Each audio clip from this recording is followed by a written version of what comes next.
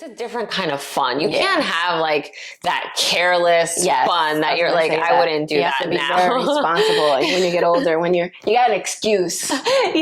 When you're in your 20s. Cheers. Hi, Nash.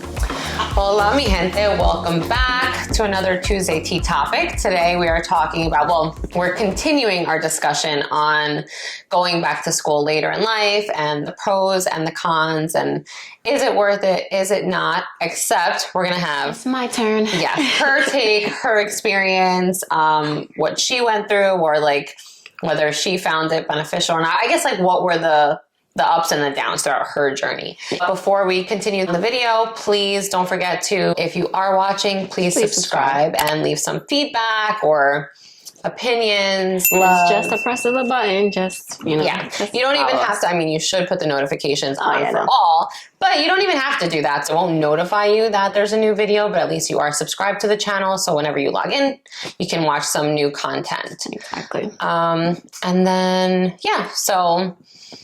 I'll let you take the lead, and I'll just relax. And I guess I will start off with younger, like what I thought I was gonna do, and what business I thought I was gonna go into. For me, I always thought that I was gonna be in the office environment because I remember growing up, my mom is in the beauty business already. So she's been in the beauty business before I was even born.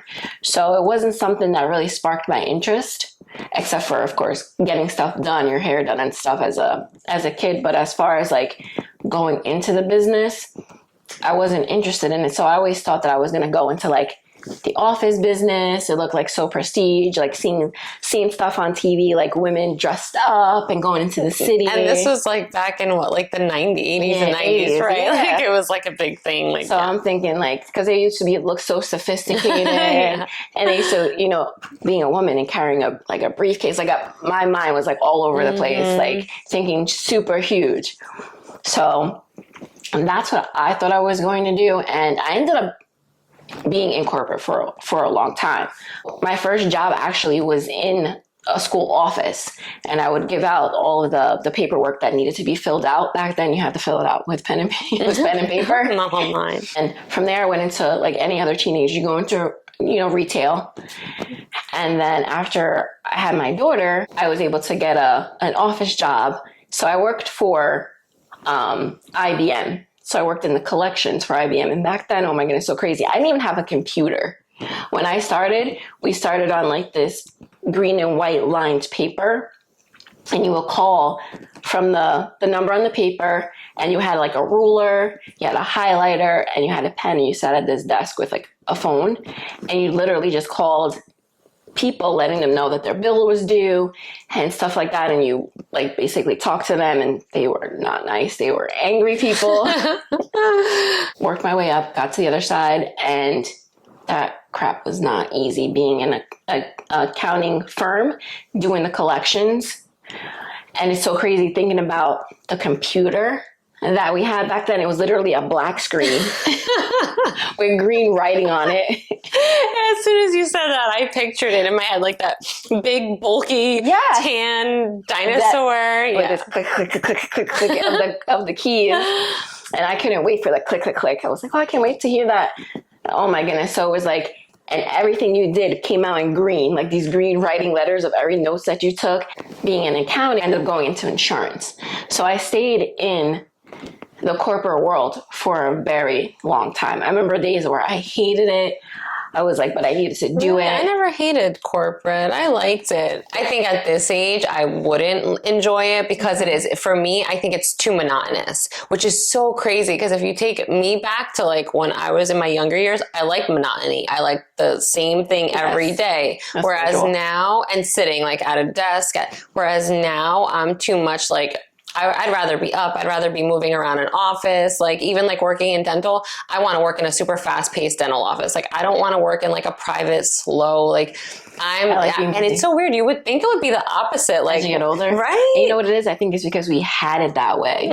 Yeah. We were very spoiled. So we had it that way in our corporate world, but when the lights went out, it was more fast paced. We were like out there just, making keeps money. you young. I don't know. For me, everyone's different, but so we had, I guess because we had both sides of it, and we got to pick which side we liked better.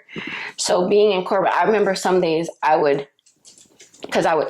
so overwhelmed. Okay. I was so overwhelmed, and it was the same. After a while, it was the same thing, day in and day out. Like, I didn't want to do it anymore, and it was just overwhelming. The good thing with our professions now that, well, you're already in and that I'm going into is you can't take that work home.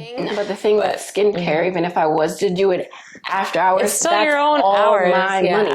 I'm not overwhelmed. I'm not tired. It's just extra time, extra hours if I have it to do a favor for whoever needs it. And so after being in corporate and in insurance and in accounting, I was burnt out. I went back to school for makeup, and I was still doing insurance. And I went back to school for makeup, and I really liked it. And I was like, And I found out the school that I was in also did skincare. And I remember looking up schools when I was like in my 20s for like services for like skincare and makeup and stuff. And it was so prestige that back then they only gave schools in New York and LA and stuff like that. And it was very expensive. So I was like, that was, wasn't tangible for me. What made you want to get into like skincare and makeup? Or from being around my mom, since like I said, she's been in the beauty business for a long time. And I remember she had gotten into Mary Kay, and she would have Mary Kay parties. And Mary Kay is very like makeup and skincare. And I remember sitting there, and I got to be part of the party. And they were all sitting around. There's like this little tray, you got makeup, you got a mirror, you got like all kind of skincare, and they were like teaching you about the products and which works best on you. And I think from then I was like, this is the part of the beauty industry that I like. It was like easy to understand. It's just something that I fell in love with. And then in like 2015, I was like, I'm done. And I ended up going to work for a salon. And in the salon, they did everything. I would just work the front desk. So I'm still on that computer. I'm still behind the screen, but also I'm still helping with makeup and stuff. So people come in and want makeup done or makeup questions. And something more enjoyable. Every time a client would come in and I would have to take them back to the spa, I found myself like dilly-dallying more in the spa. Like I would be like in the spa in the back, and it just felt good, and it was like more, it was just peaceful. I remember asking one of the front desk girls, because she did both. She worked the front desk and when she had clients, she was an esthetician. I remember asking her what school she went to. She told me the school. I was like, So I ended up going in and meeting with one of the advisors, and it was a done deal. I signed up right then and there. I was hooked. So I was at school. My teacher worked at a company where she decided to leave the company, and she wanted to be, full on a teacher. So her position, I ended up getting. Oh. Since she was no longer there. Being that I did have good grades. They ended up giving me an award for my grades, which was pretty cool. So I guess that's what got me into the spot that she had. Oh, okay. So which was pretty cool. And I never knew that. I'm learning something on this podcast. So I basically had a job before I even took my state boards, which was it was exciting. It just went so fast. Like towards the end of it,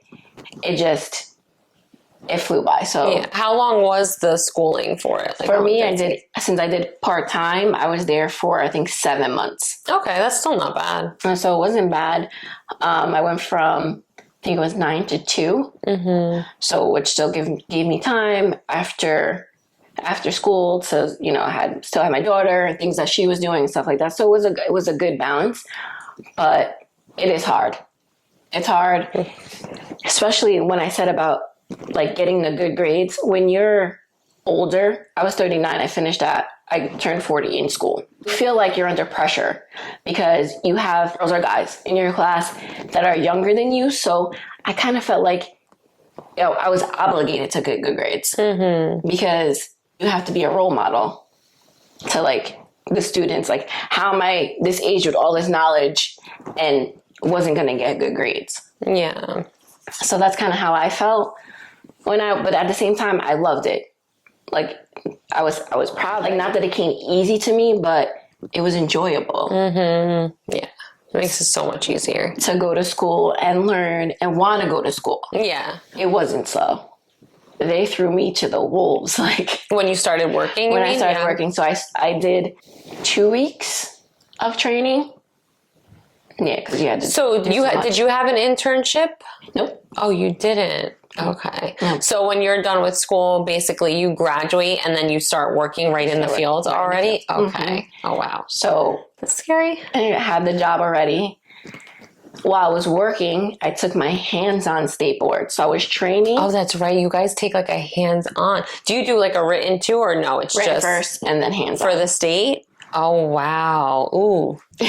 I remember when you took those. For the written, I was nervous, but yeah, that would be so nerve-wracking. Know it or you don't with the written. But for the hands-on, somebody's like they're watching. There's like how many instructors? I want to say there was 4. That shit was nerve-wracking. Within 5 days, I got my grade. I passed. Got my license. You have to wait 5 days to find out your grade. Some people waited longer. I was surprised I got mine so quickly, and I was panicking because they wanted to put me on the board already to start working regular hours, getting regular pay, and I was like freaking out. I was like, because I already had people booked in my book to start as regular, and it came just on time, and I was fully booked. Wow, that's really my good. First day on. I'm like looking at the monitor, like, oh Lord, what did I sign up for? It was a journey for sure. So, what would you say were some of like the pros like that worked out in your favor waiting so long? Because I don't know about you, because I think not only is every person different, every field is different.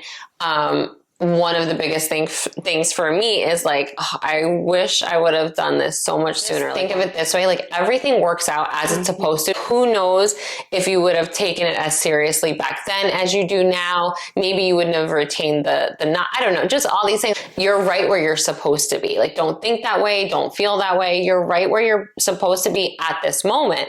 So what would you say are like some of the things that worked out in your favor as far as like waiting?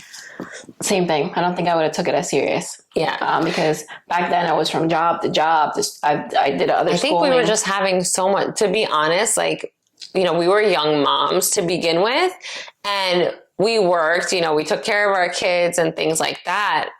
But we were also like really enjoying our time. Mm-hmm. Like we really were enjoying like having the time of our lives, like literally. And thank God we did, because you have some amazing. I mean, not that you can't have the time of your lives when you're older and 40s, but it's a different kind of fun. You can't have like that careless fun that you're like, I wouldn't do that now. You have to be very responsible. Like when you get older, you got an excuse.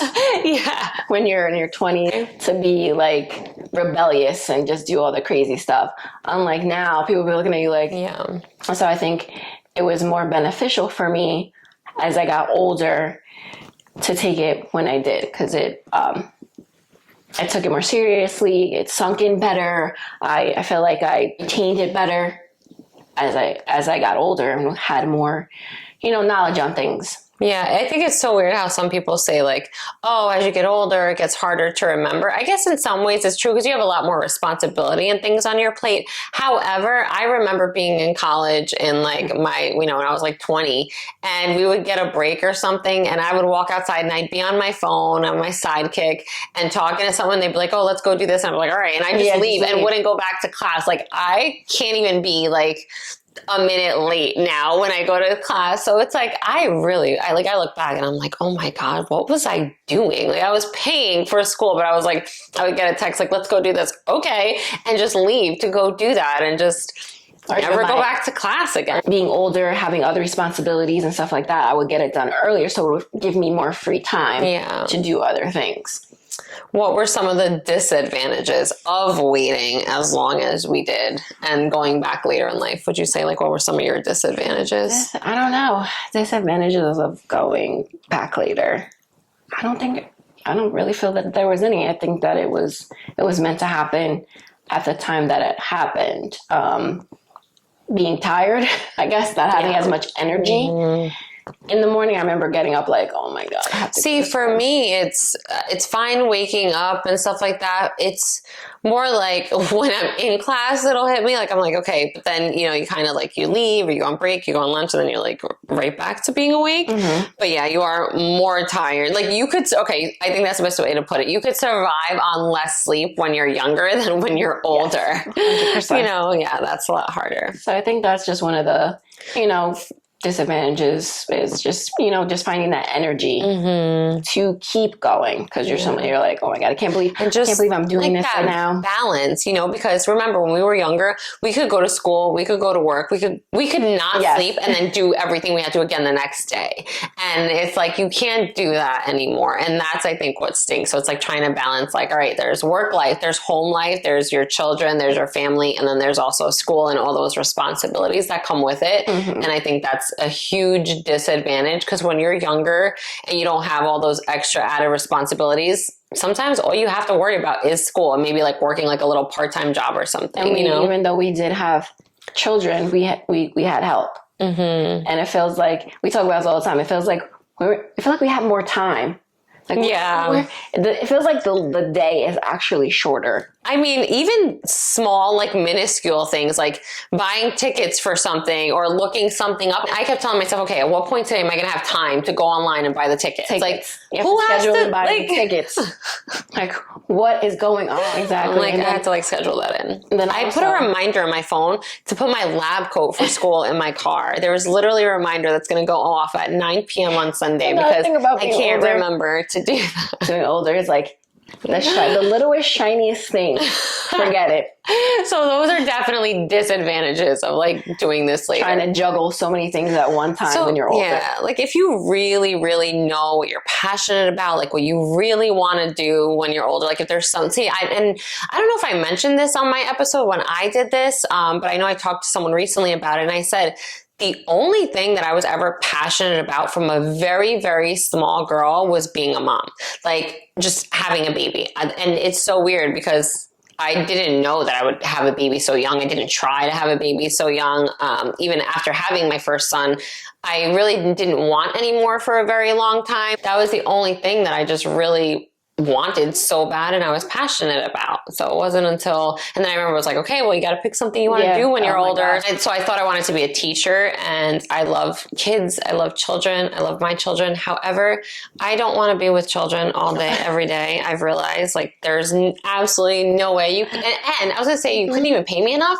Teachers don't even make what they deserve. Like teachers do so much. They are so underpaid and undervalued. It's so sad. But I'm telling you, like, you have to trust your path, leave your faith in God's will because he will lead you where you're supposed to go and where you're meant to go. So, and then for me, sometimes God gives you what you ask for and it's really not what he wants to give you.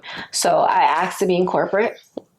I was in corporate and I needed to get out of corporate. It drove me insane. So it's a lesson. So I learned a lesson, a very long lesson.